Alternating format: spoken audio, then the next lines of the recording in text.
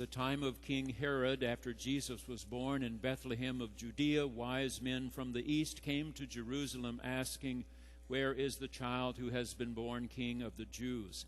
For we observed his star at its rising and have come to pay him homage." When King Herod heard this, he was frightened, and all Jerusalem with him. And calling together all the chief priests and scribes of the people, he inquired of them where the Messiah was to be born. They told him, "In Bethlehem of Judea, for so it has been written by the prophet." Then Herod secretly called for the wise men and learned from them the exact time when the star had appeared.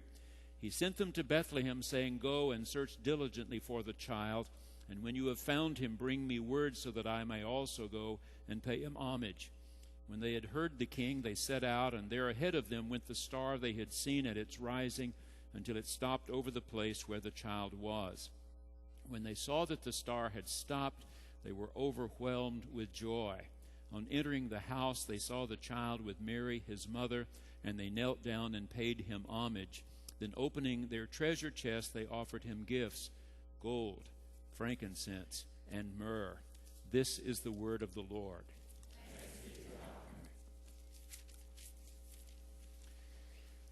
I've told you that Nazareth, Jesus' hometown, is never mentioned in the 39 scrolls of the Hebrew Scriptures. But the word Bethlehem certainly is mentioned. It appears right there in the first book of Genesis. We are told that Jacob ran from his brother's anger 400 miles to the north.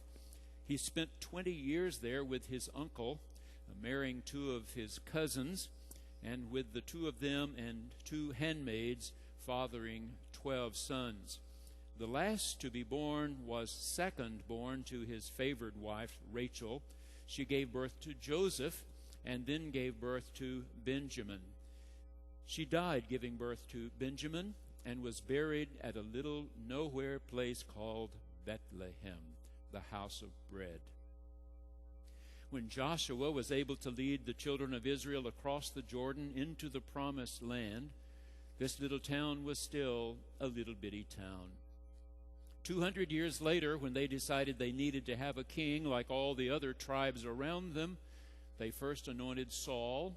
When Saul proved to be a very poor king, God told Samuel to go to this little place called Bethlehem, where he would meet a man named Jesse. And from Jesse's sons, he would choose the one who was to be next king of all Judah. And that one was David, of course. So Jesus was born, according to Matthew and Luke, in the town of David, Bethlehem. Just 5 miles north of there, later King David would build the new capital city, Jerusalem, and Bethlehem remained a little village 5 miles outside the city all these centuries. 4 things I've underlined here. Number 1, this is a story about magi. We do not know exactly who they were. The word comes from Persia, the ancient Persian Empire. They called magi those priests who seemed to have an unusual ability to interpret dreams. But this is also a story about people who observed the stars. Now, they didn't know enough to be called astronomers. They were astrologers, but had certainly studied the heavens for a long time, and that practice fell more likely to Babylonians. The fact that they carried with them gifts of gold, frankincense, and myrrh, 3 things that normally came out of Saudi Arabia, modern-day Saudi Arabia, have caused many to think these 3 or more or less. Matthew doesn't really tell us how many. We've called them 3 because there were 3 gifts, but we do not know exactly. The first thing in the story that I want to mention is that these men acted on whatever knowledge they had. We have seen the star rising in the east, and we have come. Every week I pray that you will come. I never take you for granted. Every new year that begins, I pray you will come, and that others will come and join us. I really want to tell this story to as many as I can. We, as teachers in our Sunday school and all of our biblical groups, All of our musicians, all of our clergy, we're all trying to tell God's story as effectively as we know how. And we believe if people will come, perhaps the Holy Spirit will convince them, as he did us, that it's true. Rick Hamlin lives in New York City. He's a writer. He's known all of his adult life that he has bad genetics when it comes to cardiovascular system. So he's watched his diet as carefully as he's known how. He's been an avid jogger all of these years. But the first week in December, at age 54, he had to have heart surgery. His goal was to get to church on Christmas Eve. 3 weeks after surgery, I need to be in church on Christmas Eve, he thought. Surely enough, on Christmas Eve night, his family thought, okay, he was well enough, and so they all went to church. He didn't sit where he normally sat. He was normally in the choir. This time, he was sitting out in one of the pews. As the choir processed in, he saw all these friends of his whom he loved, with whom he would love to be singing. But as the service began, he discovered that he could not possibly have sung. First of all, he probably shouldn't have been climbing that many steps up into the choir loft. Second of all, he discovered he couldn't sustain his breath. He would sing 2 or 3 words, and then he'd have to stop and sort of gasp for breath. And he said, I got discouraged all of a sudden. What if I can never climb those steps again? What if I can never sustain my breath well enough to sing in the choir? And then I started paying more attention to the words of the hymn we were singing, he said. Christina Rossetti wrote these words, 1872 in England. In the bleak midwinter frosty wind made moan. Earth stood hard as iron, water like a stone. Snow had fallen, snow on snow, snow on snow, in the bleak midwinter long ago. Our God, heaven cannot hold him, nor earth sustain. Heaven and earth shall flee away when he comes to reign. In the bleak midwinter a stable place sufficed, the Lord God Almighty, Jesus Christ. Angels and archangels may have gathered there, cherubim and seraphim thronged the air, but his mother only in her maiden bliss worshipped the beloved with a kiss.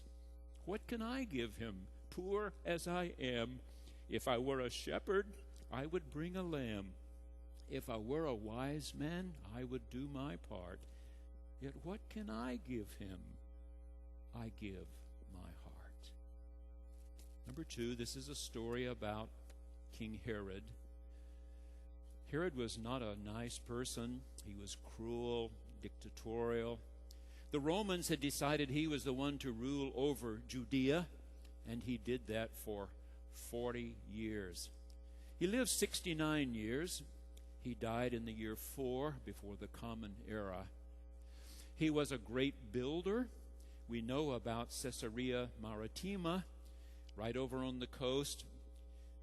Ancient Judea had no natural ports. Joppa was fairly good. Up north, modern-day Haifa, a little bit better. But all along that coastline, really no natural ports.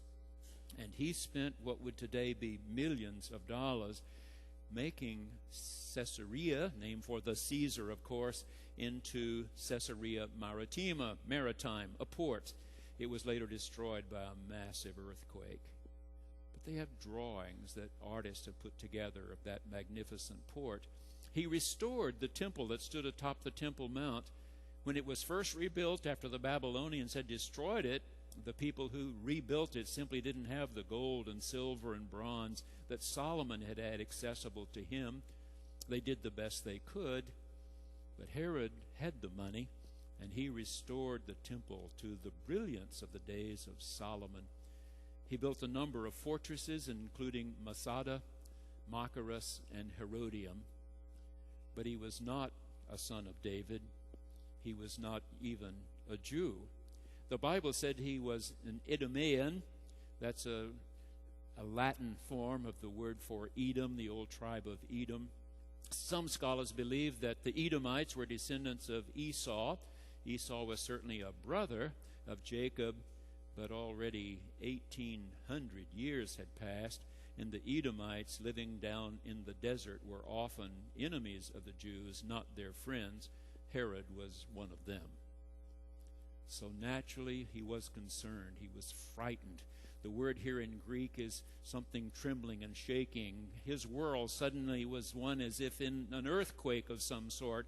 He had to find this child and do away with him as soon as possible. In New York City right now, there is a film festival honoring a great French director, not known to me, perhaps not to you either. His name, Robert Besson. He died just a few years ago. Mr. Besson was born in 1901. He was almost 40 when the Nazis came to his beloved France. He was a devout Roman Catholic. He joined the underground to do what he could to oppose their enemies. His particular cell were found out, and he was thrown into a prisoner of war camp where he spent many months until the war ended in 1945. Then he began producing movies again. But in a long lifetime, he made only 14. And those 14 have now been gathered and brought to New York City so that others may know the works of this man. The thing that caught my attention was that the reviewer said, "Here is a man who made movies about sin and redemption." Oh, those are our words. We love those words. Sin to describe where we are, and redemption describing where we can be if we turn, if we come to him who is truly life. One of the movies is about a man who's in a prisoner of war camp. It's autobiographical, of course. It's about how he wakes up in the morning thinking of ways he can escape, goes to sleep at night thinking of ways that he can escape to get back to the beloved country that means so much to him, and to family who mean everything to him. This reviewer said that in movie after movie he found a way to put little parts of the Latin Mass into the movie because his Catholic faith, Christian Roman Catholic faith, meant so much to him. In another movie he portrays Guinevere and Lancelot, the old boisterous Lancelot to whom Guinevere says, "But God is not a trophy that you can capture and take home." But Mr. Besson summed up what he was trying to do in one of his journals when he said, "Things that are really important I hide in my movies, and the most important thing I hide the most diligently, not too hard for those who are really searching to find." Would Herod search? Yes, for the baby, for a new way of life. Not a chance. Number 3. The Magi were told by Herod, "Go and find this baby. Come and tell me. I want to worship him too." He was lying, of course, at that point. Nonetheless, they went searching, and when they found him, they were filled with joy. Filled with joy. That's what's written here for us in the words of Matthew. Pam Kidd is the wife of a retired Presbyterian minister. She's been writing devotional materials for many years, but the last few years has been writing about this coming retirement of her husband and what would they do after pastoring one Presbyterian church for so many years. In fact, when he retired, they decided they would like to do some short-term mission trips for the Presbyterian denomination, and those travels finally took them to Zimbabwe. They really couldn't imagine what Zimbabwe was going to look like. They had been told that almost 1 out of every 3 adults in Zimbabwe have died because of the AIDS epidemic. So you can imagine how many little children are running around without a mother and a father, without proper clothing, without proper food. She said they stole our hearts. These beautiful faces, these wonderful big eyes sparkling when something good came to them. We discovered that it was sort of hard to track them down sometimes in the daytime. They sometimes were scurrying around trying to avoid the police, who sometimes abused them, trying to find something to eat. But at night you could find them. They were sleeping in the alleys wherever they could find a place. And so we decided that was a really good time to distribute blankets, to take food. My daughter married, Pam writes. She and her husband had gone with us on one of those trips, and she had met a young couple with a baby just a few weeks old. She knew they were living on the street. And that night, as our driver took us up one alley, down another, as we distributed blankets and food, we could not find this couple that she had met earlier in the day. She was really concerned. After the sun had gone down, it was getting really cold. She could tell by looking at that couple earlier in the day, they had very few resources. And she kept saying, we have to find them. We have to find them. And our driver went up one street, down another, and finally said, I've got one more place, one more. And as he drove into the alley, the headlights picked them up. A young mother and a young father bedding down on a piece of cardboard in an alley with their baby. And Pam writes, our daughter jumped out of the back seat of the car. This wonderful, soft new blanket ran to that couple and started swaddling their baby. I tell you, it's the way the couple must have been so many years before in Bethlehem. It was beautiful. It was wonderful. Number 4, they offered gifts. Now, Matthew knows, of course, what happened to Jesus. And so these 3 gifts could be symbolic to him. But gold, that was for a king. And just a few weeks ago, we celebrated Christ the King Sunday. We know that frankincense was for a god. And some Christian bodies still use lots of frankincense. The little pots that go to drive back evil and prepare the way of the Lord. And myrrh was often used for burial, to anoint bodies of those who had died. When you wanted to do something really special, the last thing you could do, our Lord Jesus was crucified, but we acknowledge him as Lord and King, as the very embodiment of Israel's God. Brock Kidd has written that it was just before Christmas.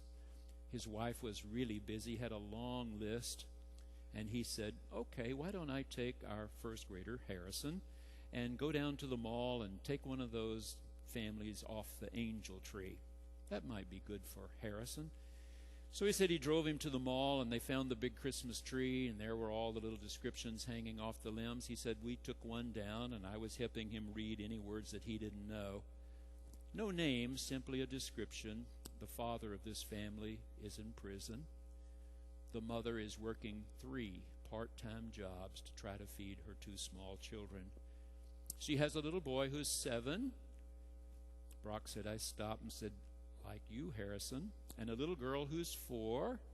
Said, like cousin Abby. Harrison, he nodded. Hey, I think this is a good one for us. Now let's think, Harrison. If you were some child, 7 years old, a little boy who didn't have very much to play with and very few clothes to wear, what would you like most? Well, he had several ideas, and he started running ahead. I grabbed a shopping buggy and started right along behind him. After we'd put several things in, I said, now let's think about Abby. If she had very few toys and not enough clothes, what do you think Abby might like? This 4-year-old would probably like something similar. Oh, he had some ideas, and he started charging off again, I right behind him with the shopping cart. And when we'd put several things in, I said, now let's think about the mother. She must be trying really hard if she's working 3 part-time jobs and keeping up with a 7-year-old and a 4-year-old. What do you think she might like to have this Christmas if she has very little? He had some ideas, and he started running off again. I was right behind him. When we got to the checkout stand, and I was handing one item after another over the counter, I looked into his face, and he said, Dad, Jesus was right. It's better to give.